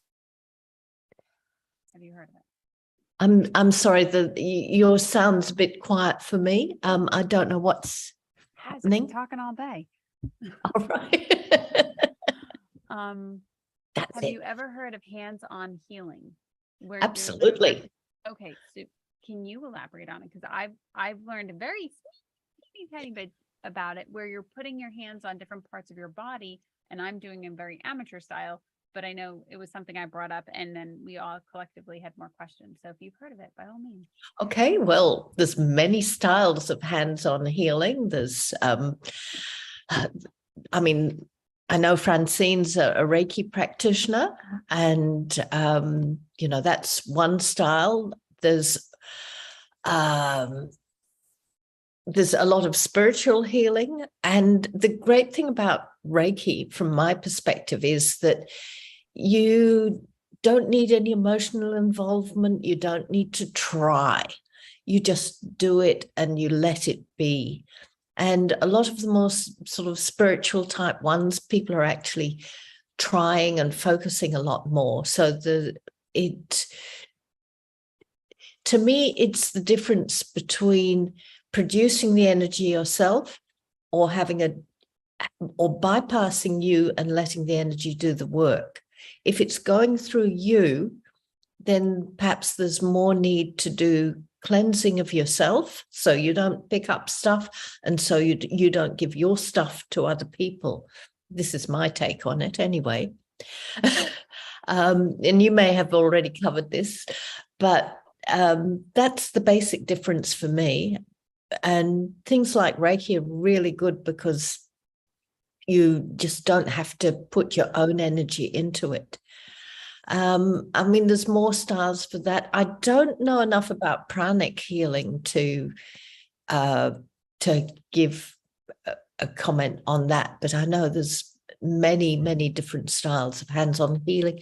And of course, just the human touch in itself is so enormously healing, and just touching with care is an absolute blessing to everybody that indulges. So, and being in emergency services as a volunteer, when we have people who are stressed and traumatized, if you actually touch them, you again give them an absolute gift of safety and caring, and it makes a big difference.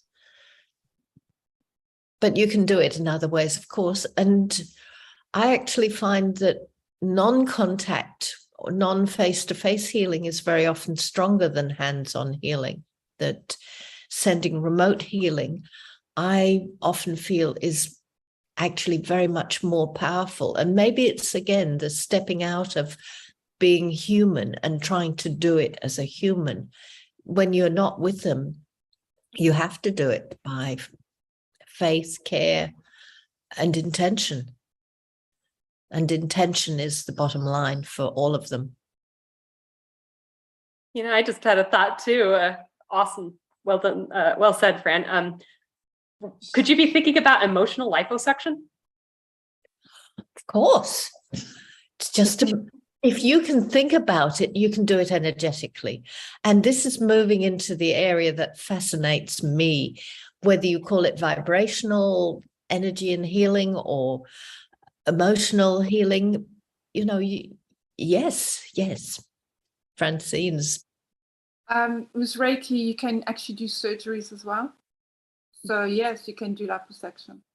Well, I was actually thinking it's a specific technique called emotional liposuction. It's a Qigong technique. Okay. And what you do is it's a pretty intense one. So you actually take your Jing. This is for somebody who knows how to create Jing. And you send your Jing into different organs. And so there's different organs where different emotions are stored. And so, like, for instance, I believe the perineum is where you send, if you just do a YouTube search on emotional liposuction, Qigong, you probably don't even have to put the Qigong in there. Gosh, what's his name? Gary Kleiman, I think, is the one who does it. You could actually see him doing sessions. And so he'll go through and he'll say, you know, oh, so right here is, you know, is abandonment. And then over here is fear. And then, you know, down here. So if you look at if you're familiar with the, and I barely know a little bit about it, but if you look at the Chinese medicine, TCM, traditional Chinese medicine, you know, each of the organs is associated with a different element, which is associated with a certain emotion. So like, for instance, grief is stored in the lungs. And so if you have a lot of grief that hasn't been cleared, what he'll do is and be really careful. Don't do this unless you actually know what you're doing. Because if you're sending your Jing out of your Jing is your life force. So if you don't know how to recreate Jing and you're sending your Jing out, that's not healthy for you. But, you know, he's worked on the different techniques, you know, what's it called? The straw man, I think it's called, or stick man, that's what it's called. That he does on a daily basis. He's constantly building extra Jing. And so he has extra Jing reserves that he can use for these healing methods. So he'll touch the lungs and he'll send his Jing into the lungs, which will disrupt any grief that's stored there. And he'll keep doing it until it's cleared. And then he'll go, you know, like, let's see, like the gallbladder, I believe, is bitterness or something. And so then he'll stimulate the gallbladder, get the bitterness out. He'll, the large intestine, actually, no, maybe the large intestine, because, sorry, the lungs are metal. And so is one of the intestines, the smaller, the large intestine, I can't remember which. And so grief is associated with metal. Actually, now that I think about it, he may not be stimulating the lungs, it may be the intestine. But anyway, that's the principle. So, I mean, Reiki obviously is a beautiful, if you want something much more intense. If you watch those sessions, they're a little bit, be careful, they're a little bit, they might cause an abreaction just watching them if you're in the right state of mind. But, you know, it's actually apparently really healing. Like, it's really intense while he's doing it, but in a matter of 15 minutes, you can have everything cleared. And then you walk out and all those emotions have been purged. So until, once again, as we were discussing, you go back to the same habits around the same people, or even just the fact that it's life in general and life comes with challenges. So yeah, you're going to be reinstalling it, but you're starting from a clear place, and hopefully you're noticing it as you reinstall it and you're installing it as permanently. Which leads me on to thinking, well, if you can do that, why not emotional dialysis? You know, take your whole system and clean it. Ooh, I love that. Yeah, just put yourself in the space, or an emotional hyperbaric chamber. And so your own body can do the healing, but with added energy to help. You know, I quite often use the idea of a sort of hyperbaric chamber, but somehow it becomes a bit of an Egyptian time capsule spaceship sort of healing. I can't explain it better than that. My mind does things with it when I'm doing it, but you know, that's also a wonderful, intense environment that you can create a sort of construct where all the healing that you need can occur as it needs happening. And that tends to just form itself if I'm doing remote healing. But then everybody has to do it their own way if they are helping people. And if the intention is there, it'll happen. And the feedback that I get from people does tend to suggest that, yes, it does happen. And yesterday, when I was feeling really flat and unmotivated, I decided to do that for myself, but with time, doing a little bit of time travel. So I decided to imagine myself forward in time, sending the healing backward in time to me now. And it definitely made a big difference. Instead of feeling really flat, I started to feel motivated and good and get my sense of purpose back again. So, yeah, we've got the technology. Why not use it? It's only as small as your imagination. So think big. I feel like you need to put that on a bumper sticker, Fran. It's only as small Right? as your imagination. Oh my gosh. Hold on while I write that. You Love it. mentioned a couple weeks ago about the Court of Atonement. Really beautiful. I started to read more about it and very minorly play with it, but it was wow. I'm so glad you had mentioned it. Don't ask me why. Cycling gets stuck in my head, not in a good way. Court of Atonement felt very different, very, very different. My experience with the Court of Atonement is that at the time, my daughter wasn't speaking to me for I don't know, years. And the Court of Atonement, a couple of months or two later, she contacted me and she moved back home with us. A couple of months, and then she talked back, and then she came and saw us, and now she's living with us, and it's all hunky-dory. So yes, I must say that the Court of Atonement has changed my life. It was absolutely amazing to be able just to. It kind of helped me also to let it go. I was kind of holding the pain and everything down towards me, and it was just hurting. And then I felt like I was able to let it go thanks to the Court of Atonement, and also forgive myself, which was kind of good, and forgive her. And now we're two peas in the pod. Things have changed so drastically. Yeah. That's so. Sorry.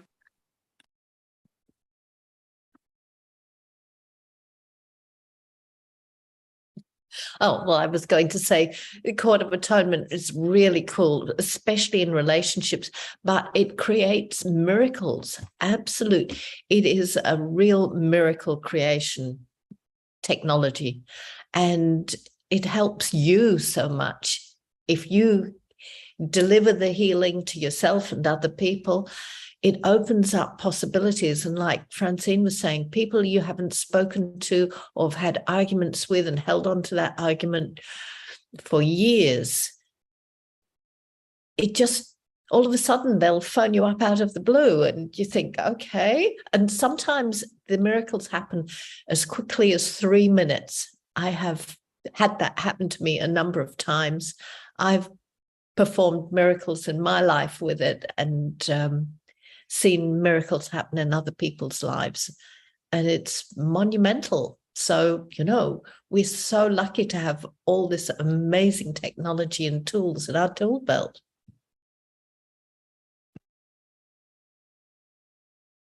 So for anybody that's interested, go to Court of Atonement, Google Court of Atonement. It's been created by a lady called Jo Ellis, who's a country and western singer, or was a country and western singer, but she's now made this her main focus. She thought she was going to go ahead with her career as country and western singing and composing, but she finds this is now, the demand and the need is there so much that she's spending more of her time with this.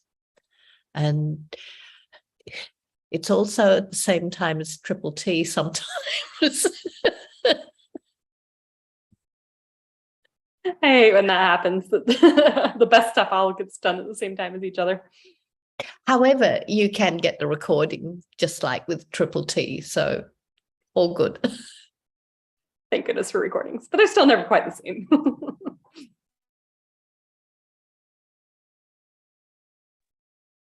Anywhere else anybody wants to go? I mean, I can always pull some more stuff from the stuff I didn't get to yet, but Whatever you guys would like. I'm open for anything. Bring on some more stuff, Holly. more stuff. Okay. So we were talking about rejection and how to respond to rejection and failure. I guess this would work actually for all of the things we were talking about that we're talking about emotional first aid, Fran, just to kind of put you an idea with Guy Winch, you may have heard of it. So he was talking about techniques to get yourself in a better place. And he had a couple of things to say. So first of all, I'm sure we all are familiar with this concept, but if I say, don't think of a pink elephant, what's the first thing that everybody does?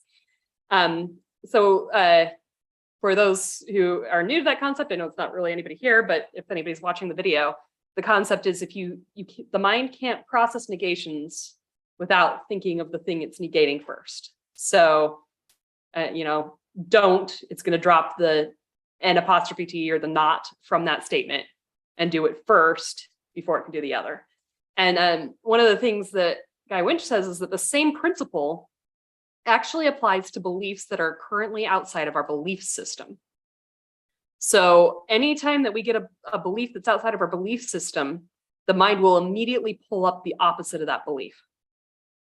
So for example, if you believe you're beautiful and somebody tells you you're beautiful in a good time or even a bad time, you'll probably believe it and it will help support you.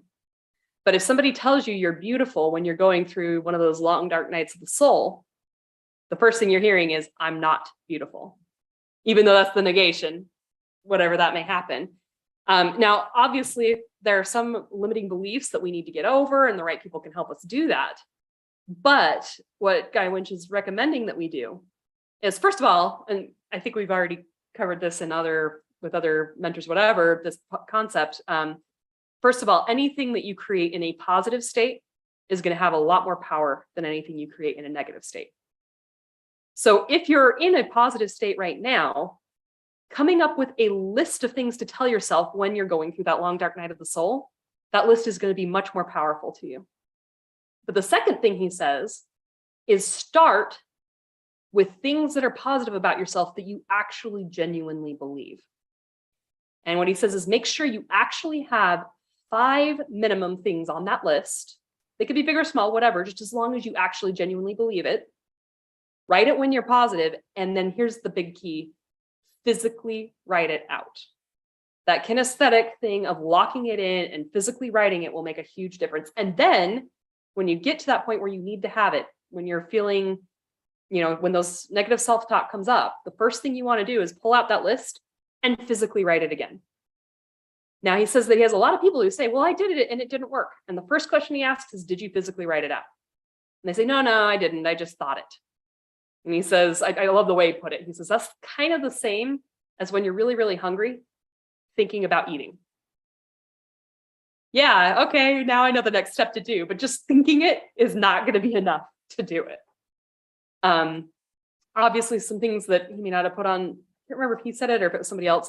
And then, of course, another thing as we were discussing is in those moments, also make sure you have the right people in your community. So not the people that are going to tear you down, the people that you trust that have proven they have a track record, but also not the people that are just going to give you platitudes that mean nothing and aren't helping you, encouraging you to move forward. You don't want the friend, we talk about, you don't want the friend that's, you call up and you say, oh, I'm having a really, really hard time. And I've listened to your stuff when you've needed to, but now you want to tell me all about your bad day. And I'm supposed to listen to you, even though for once I need the help. We've talked about that kind of person. But the other person who's seems useful, but isn't, is also the person who's going to let you ruminate. And when we were talking about it, ruminating, you've got your what were the terms? I got to look at the exact You've got adaptive self-reflection. You've got maladaptive self-reflection. So when you're in these places, a lot of us will be tempted to call the person who's going to encourage maladaptive self-reflection.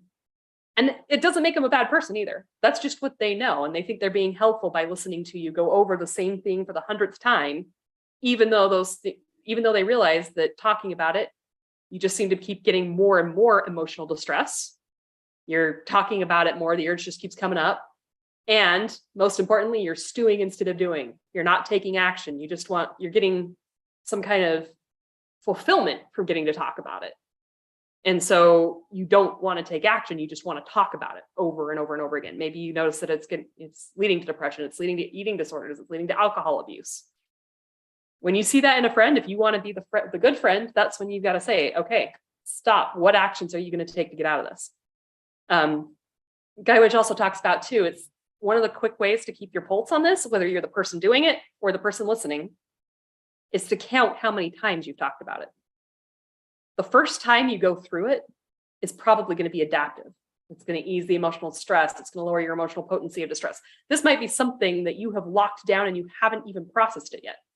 And so when you allow yourself to go over it, you're going to get those new insights, fresh perspectives. You're going to learn from it. It's going to clarify present, encourage action, and it's going to help you move on.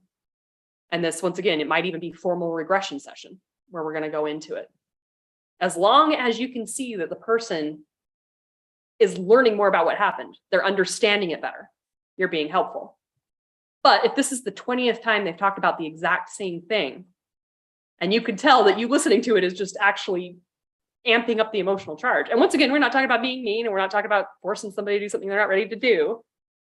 But this might be the point where you gently say, you know what, I love you, and I want to be here for you. But I actually believe right now that me listening, and some people are going to be more kind about hearing this than others. It actually, I mean, if they know the concept, you could even just say it feels like this is maladaptive self-reflection, or you can even say it. You know, I've studied this Guy Winch, and he has this concept of maladaptive self-reflection. And it actually feels right now that we're ruminating, and I want to support you. I don't want to be in a place where I'm actually making things worse. So how can we change this conversation so that I'm actually supporting you and helping you move forward? Or if you don't want to do that, how can we change this conversation so that we're talking about positive things that are happening in your life, so that we're getting that state change, or whatever the case may be? Any comments about that? Advice? There are so many things going on. You know, because you're talking about, like, say they're stuck in the maladaptive one, but there's also a positive in the negative, and they're getting a really attention or energy feeling. It might not be attention that they're necessarily wanting, but it's serving them. Mm-hmm. Yeah. Wow. Absolutely. If you want Look, there's so much in there. What you said, Holly, that is so great. The physical writing it down is really powerful because you're getting the full visual, auditory, kinesthetic experience of writing it down. So you're really engaged with it. And if you add another layer back to tell that to somebody else and then have them tell you that back, you know, you're getting even more layers. And by hearing it back, you suddenly maybe realize what you've been telling yourself, which we go unconscious with what we tell ourselves. So we do tell ourselves a lot of bad, unhelpful stuff. And the other aspect that, that gives insights or throws you into process very often when you hear that back. When you are listening to people telling you all their woes and miseries and on and on and on, and you know they just need to vomit it out. Sometimes actually getting to say, well, what's useful about that? What are the useful lessons in that? What can all that be helpful? What have you learned from it? Can sometimes trigger a new direction and a new pattern, because most of it's just pattern and habit. And we do get into these real habits, whether we're regurgitating what we think somebody said about us, and we've chosen to believe, maybe because of our age, that, you know, oh, I'm useless, or I can't do this. But if you challenge that statement and ask the person to say, well, you know, what else could you do? What's useful about it? Ask the questions, get them to actually, it changes what they've recorded, at least for a while. And if you can install a new habit, I think that's a good starting point. So challenge me, guys. I love that. I love that. I see it as if they're in maladaptive, you're kind of leading them into changing it into adaptive self-reflection. I love that. And I love also the idea of the visual, auditory, kinesthetic, like saying it to somebody else, having them say it to you, call up your best friend and say, hey, I'm having a bad day. Can you read me my list, you know, that I sent you, whatever. I'm going to post it on sticky notes around my house so that I can make sure I have that visual aspect. I absolutely love that. Get all the senses involved. Heck, maybe even pull out a scent and you could say this, you know, lavender is my scent. Every time I smell this, I'm going to read my list or write it down or whatever, you know, whichever is your more powerful. I absolutely love that idea. Or even your favorite food, if you want to get the gustatory involved. Why do people eat chocolate when they feel miserable? Yeah. There's truth to that. I was going to say something too, also with Lenora's about, I can't remember exactly why this popped up, but if you want the extreme example of people, you know, they're getting that, they're associating negative with the attention and all that. And like I said, I know this is kind of dark and I'm not like trying to, as a doctor, give doctor's advice or anything. But because I've known some people who had friends who were suicidal.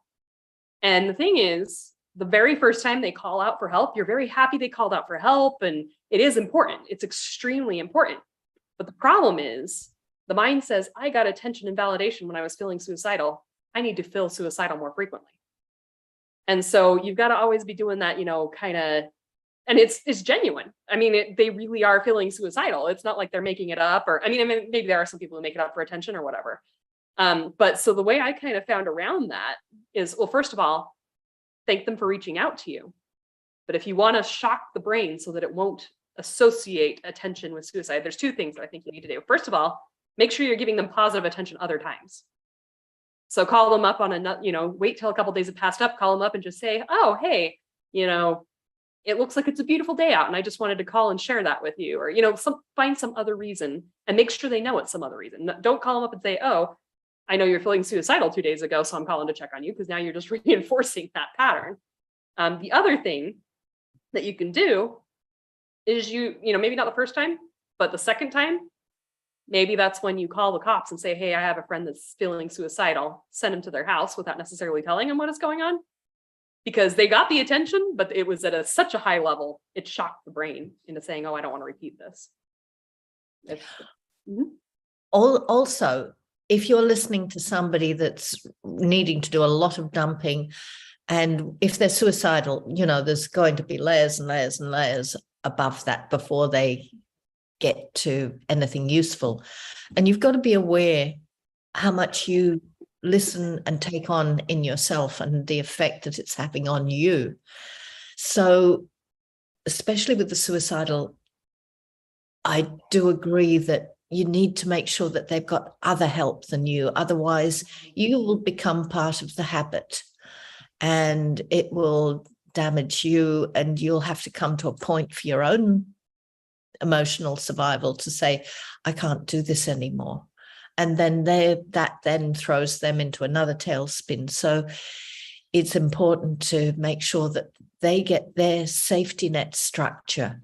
And now I've got the opportunity to talk about safety nets.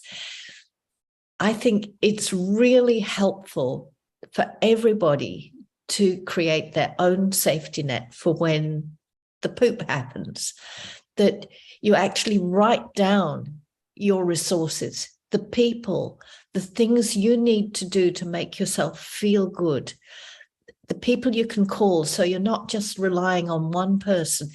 even if you're going through a really bad time and you need help every single day or several times a day, make a list of the people in your life that you can call on, so you're not calling on one person all the time. Make a list of the resources that make you feel good, walking in the sunshine or just going out for a walk or a run, patting a dog, talking to an animal, and actually get those ready before it happens. Because when you're in a crisis, your thought processes don't work properly. It's like the fight or flight mechanism in an emergency. You basically go into that sort of shutdown of function when you're in crisis. So if you know there's a list, if it's happening a lot, put it next to your phone, put it on your phone so that all you have to do is just press a button or look at a list. Do 1, do 2, do 3. This happens with emergency response as well. When your brain shuts down, there's an emergency and you can't think what to do, go to a list. If it's written down ahead of time, do number 1, do number 2, do number 3. And by the time you've got to number 3, you'll start to be functioning and thinking again. So like Holly was saying, get it set up beforehand. Yeah. The gold. That's actually, I mean, I would say that even applies to like small emergencies too. One of my rules that I try to live by is I don't want any of my friends or family members to be completely reliant on me, because what if they have, even if it's just a bad day and they need somebody to talk to, and it's a day that, well, I mean, even just throwing it out there, let's say you have 5 friends that are all having a bad day on the same day. You literally can't take care of all 5 of them at the same time.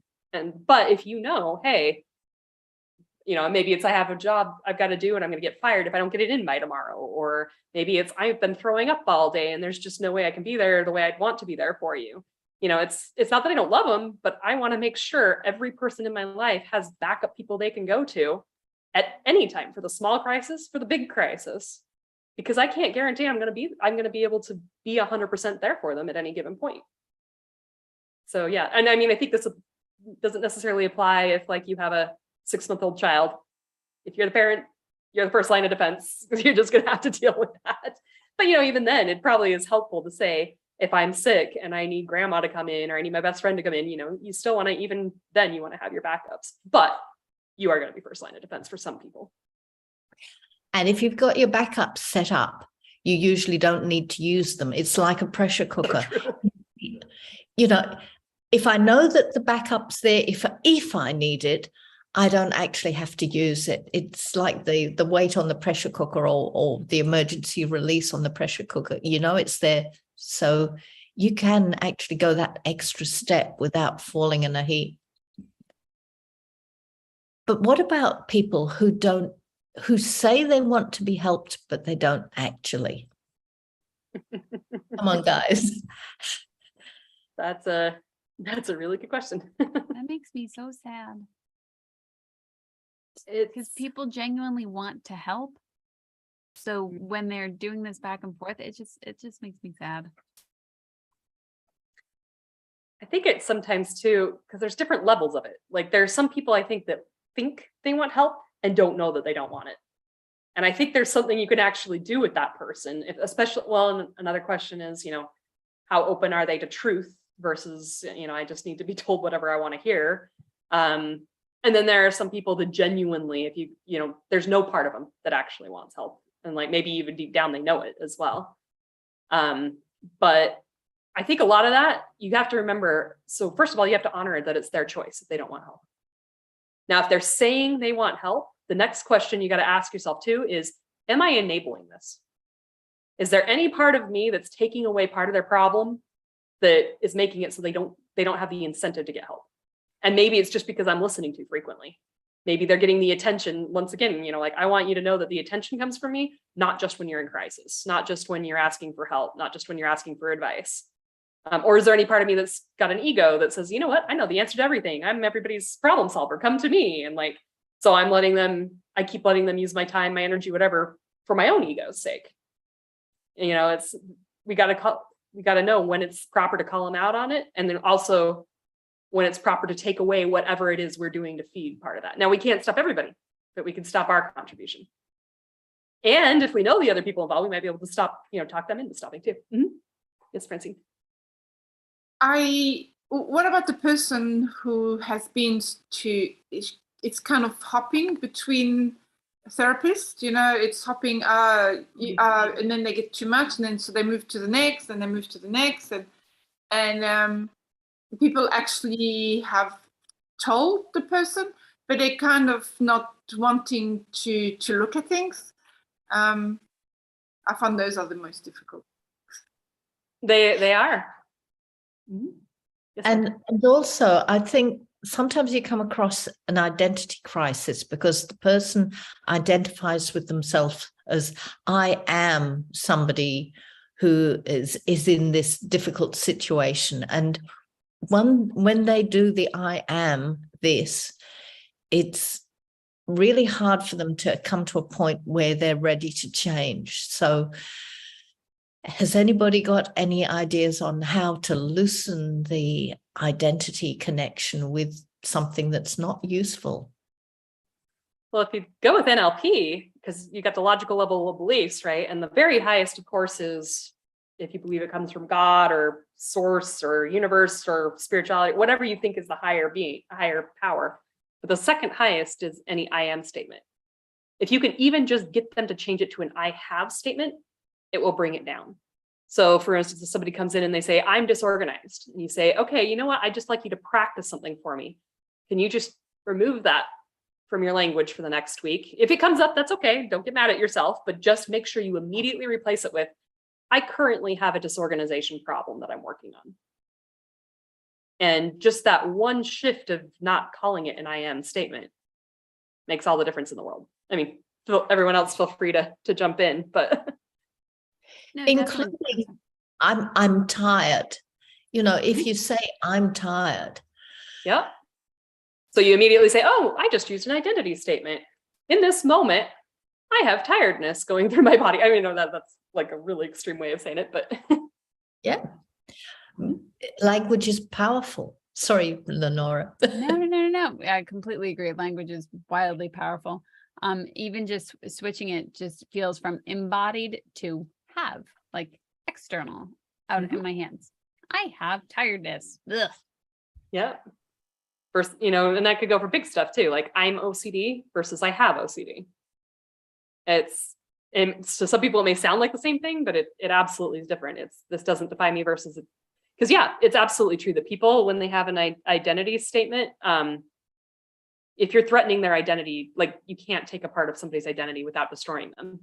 So step one is definitely taking it down from that identity level. I will say too, with the people who don't want to change, that go therapist to therapist to therapist, that is why it is so important that in the consultation, you're filtering people, clients who you're willing to work with. Because if somebody hasn't hurt enough to be ready to change, they're not ready to change. And there are some people that they just, basically they want to go around from person to person, they're getting the attention. Maybe they're using it as an excuse for maybe they're not the ones that wanted to come. Maybe their parents are making them come. Maybe their spouse is making them come. And they just want to say, see, I tried this and I tried this and I tried this and I'm unfixable. And once again, identity statement, I can't be fixed. I'm unfixable. And then, that they want to challenge. It's just, oh, I want to see how many things I can do to prove I can't be changed. And they're not ready to change it. So as sad as, we always want to go in, we want to help everybody. The biggest thing is to find those people and identify them as quickly as possible and then not waste our time with them. Yes, Has anybody I find it's quite easy to identify them very quickly because I think I used to have that problem. Has anybody come across a person who you have helped change and they were cranky because they've lost their identity, or you haven't replaced it with something that they feel okay about?